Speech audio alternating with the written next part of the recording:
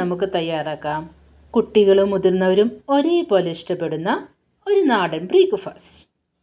അതിനായിട്ട് ഒരു പാൻ അടുപ്പത്ത് വെച്ച് നല്ലപോലെ ചൂടായി വരുമ്പോൾ ദോശമാവ് ചെറിയ ചെറിയ തട്ടി ദോശ പോലെ ചൂടുള്ള തവയിൽ നമുക്ക് മെല്ലെ ചുട്ടെടുക്കാം.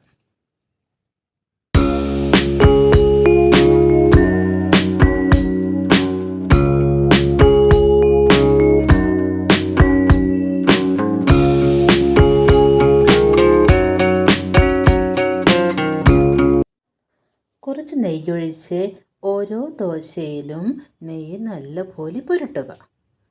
ഈ നെയ്യ് പുരട്ടുന്നതാണ് നമ്മുടെ രുചിക്ക് മനസ്സ് തുള്ളിപ്പിക്കുന്ന രഹസ്യം.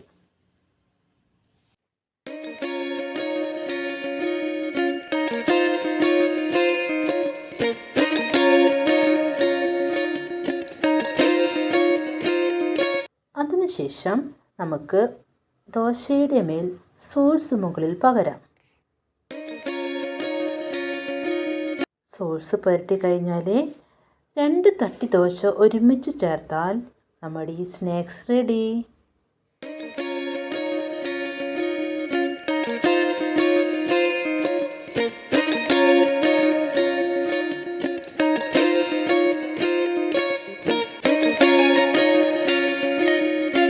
ചൂടോടെ സ്നേഹത്തോടെ ഒരു തട്ടി ദോശ.